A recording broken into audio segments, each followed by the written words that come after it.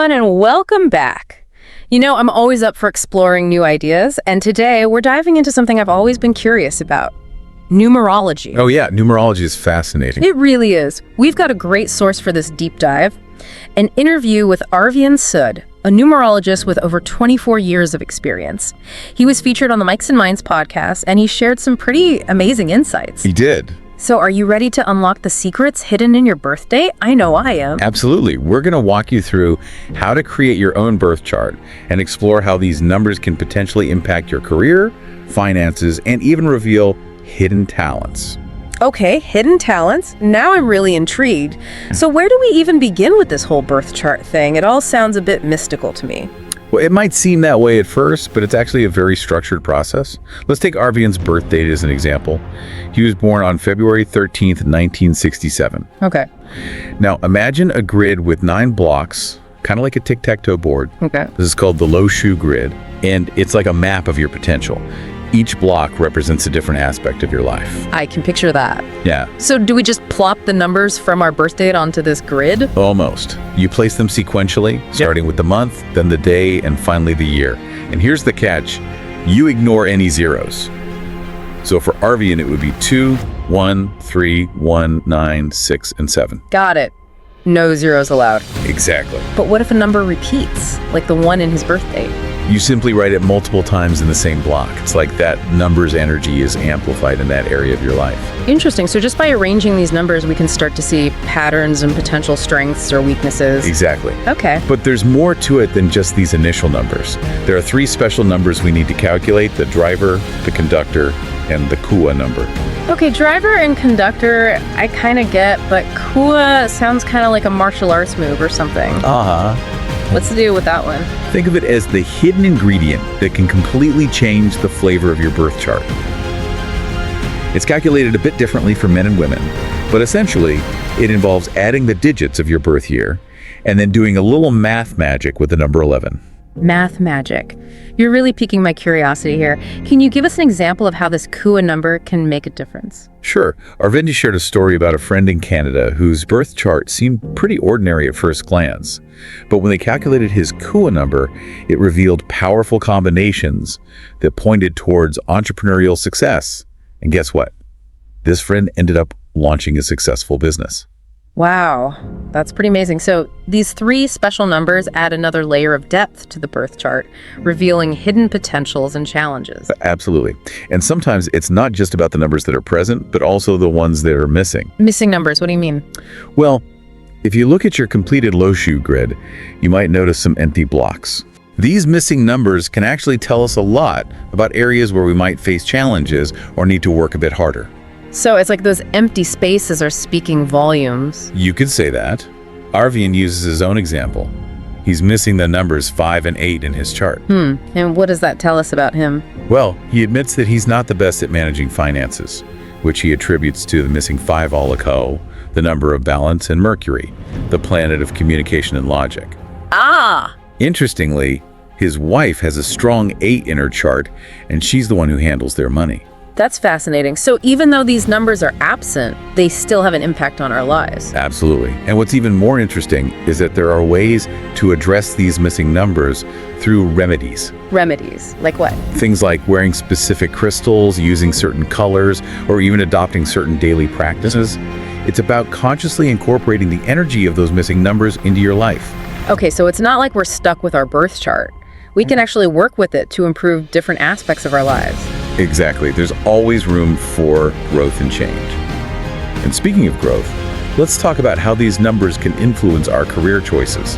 Now we're getting to the good stuff. I've always wondered if numerology could help people find a career they truly love. It definitely can. Arvian believes that certain number combinations are more suited for specific professions. For instance, those missing 5 and 8 might find it challenging to thrive in accounting roles. Makes sense, considering 5 is about balance and Mercury, which governs logic, and 8 is all about Saturn, the planet of discipline and structure. Essential qualities for someone dealing with numbers all day long. Precisely. And it goes beyond just accounting. He suggests that missing 3 and 7, which represent knowledge and wisdom, could make it difficult to excel as a doctor or high-ranking government official. So those traditional career aspirations, doctor, engineer, or government official, might not actually be the best fit for everyone. Exactly. Arvian emphasizes that numerology can help you see beyond these conventional paths and consider alternatives that might be more aligned with your strengths. Now, this is where it gets really interesting for me. So instead of automatically pushing those typical careers, numerology might suggest something completely different, like entrepreneurship, hospitality, or even the fashion industry. Absolutely. It's all about finding a path that resonates with your individual numerological blueprint. And speaking of paths, what if numerology itself became your career? You mean like what Arvian does? I'm actually really curious about his journey. Did he always know he wanted to be a numerologist? Not exactly. He actually faced quite a bit of opposition from his family when he decided to leave the corporate world and pursue his passion for numerology. Wow, so he really went against the grain to follow his heart. He did. That takes guts. His story is a great example of how sometimes taking a leap of faith and pursuing what you truly believe in can lead to unexpected success and fulfillment. It can, and it did for him. I love that. It's so inspiring to see someone defying expectations and creating a meaningful career out of something they're passionate about. Makes me wonder if there are other hidden gems waiting to be discovered in my own chart. Well, we've just scratched the surface here.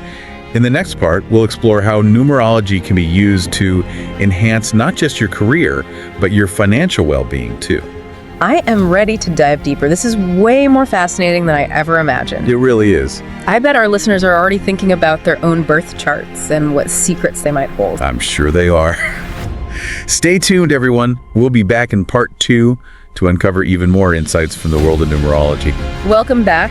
I'm still reeling from that last part. I know, right? It's wild to think those little numbers from our birth date could hold so much information. Yeah, it really is. And we've only just begun to explore the depths of numerology. Right. This time, let's dive into how these numbers can impact our financial well-being. Okay. After all, who doesn't want a little more abundance in their life? Definitely me. In the last part, we learned that the numbers 5 and 6, Mercury and Venus, play a role in financial success. But is there more to it than that? There is. Arvian explains that specific blocks within the Lushu grid directly relate to financial matters. Think of it like this. Your birth chart is a map of your potential. Right. And certain areas on that map highlight your financial landscape. Okay, so it's not just about individual numbers, but also their location on the grid. Yeah. That makes a lot of sense. Which areas should we be paying attention to? According to Arvind, the central column of your chart, the numbers 2, 5, and 8, is key when it comes to finances. Okay. If these numbers are weak or missing, you might face challenges with money management and financial stability. Hold on. So even if I have a strong 6 or a strong 5 somewhere else in my chart, if that central column is weak, I could still struggle with money. That's what Arvind suggests. It's like having a car with a powerful engine but faulty brakes. You might have the potential to go fast, Yeah. but you also risk losing control. Okay, that's a pretty powerful analogy. Yeah. It really highlights the importance of understanding the entire birth chart as a whole, not just focusing on individual numbers. Exactly. And the good news is that even if those numbers are missing or weak in your chart, there are things you can do to strengthen their energy. Okay, I'm all ears. What kind of remedies are we talking about here? Well, for 2, the number of the moon and intuition, Arvind recommends wearing a silver ring or drinking water from a silver glass. Okay, It's about harnessing the lunar energy, which is associated with flow and receptivity. I like that. Simple, practical steps. What about 5 and 8? For 5, as we discussed earlier, it's about embracing the color green. For 8, which is ruled by Saturn, discipline and structure are key. Okay. This could involve things like meditation, yoga, and maintaining a regular routine. So it's not about quick fixes, but creating a lifestyle that aligns with the energy of those missing numbers. Right. It's like we're fine-tuning our financial frequency. You got it. Now, this brings up something I've always been curious about. Celebrities changing their names for better numerological alignment? Yeah, that's always fascinated me too. Yeah. Is there really something to that, or is it just Hollywood hype? Arvian believes there's a real connection between our names and our life paths. He says your name, like your birth date, carries a specific vibration that can influence your experiences. He's even analyzed the names of famous Bollywood actors and actresses, showing how numerological changes can impact their careers. So it's not just about having a cool sounding name, but one that vibrates in harmony with your goals and aspirations. Precisely. He suggests that if you're feeling stuck or want to enhance certain areas of your life, consulting with a numerologist about your name could be beneficial. It's like giving yourself an extra edge, aligning your outer identity with your inner potential. But what about astrology? How does that fit in with all of this? That's a great question. Arvind sees astrology and numerology as complementary systems. Okay. Both use symbolic language to understand human experience, Right. but they approach it from different angles. So astrology is about the planets and the stars, while numerology focuses on the power of numbers. Do they ever intersect? They do. Arvind believes that combining the two can give you a more holistic understanding of yourself and your life path. Imagine looking at a landscape through two different lenses. Each one reveals unique details and perspectives. I love that analogy. It's not about choosing one over the other, but seeing how they can work together to paint a richer picture. Exactly. This is giving me a whole new perspective. That's the beauty of exploring new ideas, isn't it? Yeah. It expands our awareness and opens up new possibilities. Yeah. And speaking of possibilities, Arvind emphasized something really powerful. Numerology isn't just about self-discovery. It's also about helping others. Now that you mention it, he did seem really passionate about that. He did. It makes you wonder if numerology could be a fulfilling career, not just for personal growth, but for making a positive impact on the world. It's definitely a career that combines analytical thinking, intuition, and a genuine desire to help people navigate life's complexities. Exactly. Like a guide helping people read their own personal map and understand their own potential. And who knows, maybe some of our listeners will feel inspired to explore this path themselves.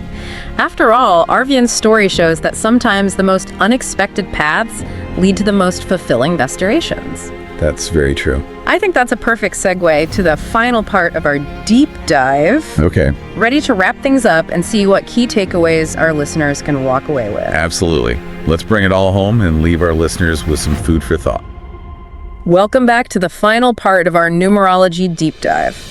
My mind is still buzzing from all the insights we've uncovered. I know what you mean. It's incredible how much we can learn from just a few numbers. It really is. Numbers have this amazing power to reveal hidden patterns and potentials within ourselves. Absolutely. But before we get too carried away with the numbers, I think it's important to distill the key takeaways for our listeners. What are some of the things you hope people will remember from this deep dive? Well, for me, it's remembering that numerology is not about fortune telling. It's not about predicting the future. It's more about understanding your unique blueprint, recognizing your potential strengths and weaknesses, and then using that knowledge to make more informed decisions in your life. It's like having a personalized map highlighting different paths and possibilities, but you still get to choose which direction you want to go in. Exactly. You're in the driver's seat. And it's important to remember that even if certain numbers are missing from your birth chart, it doesn't mean you're destined for struggle in those areas. Right. Arvind was very clear about that. There are always remedies, whether it's wearing a certain color, adopting a new habit, or simply shifting your perspective. It's about working with the energy you have to create the life you desire. That's so empowering. It really gives you a sense of agency. Right. You have the power to shape your own reality. And speaking of shaping reality, one of the things that stood out to me was how numerology can guide you towards a more fulfilling career. Absolutely. Arvind's insights about how certain number combinations are better suited for different professions were really eye-opening. I know, right? It makes you think twice about those traditional career paths we're always told to pursue. Exactly. Instead of blindly following those well-worn paths, you can use numerology to explore other options that might be a better fit for your natural talents and inclinations. Right. Like maybe instead of assuming you should be a doctor or a lawyer, your numbers might point you towards entrepreneurship or the arts or something completely unexpected. Exactly. It's all about finding a career that not only pays the bills, but also lights you up inside. A career where you can truly thrive and make a meaningful contribution. I couldn't have said it better myself. Now, before we wrap up, I want to leave our listeners with a thought-provoking question, inspired by something Arvind said. He mentioned that if he could choose his profession again in his next life, he wouldn't hesitate to choose numerology again. What do you think that says about the power and potential of this field? I think it speaks volumes. It tells me that numerology is more than just a job or a hobby. It's a calling, a passion, a way of life. And it's a field that allows you to connect with people on a deep level, help them understand themselves better, and empower them to live more fulfilling lives.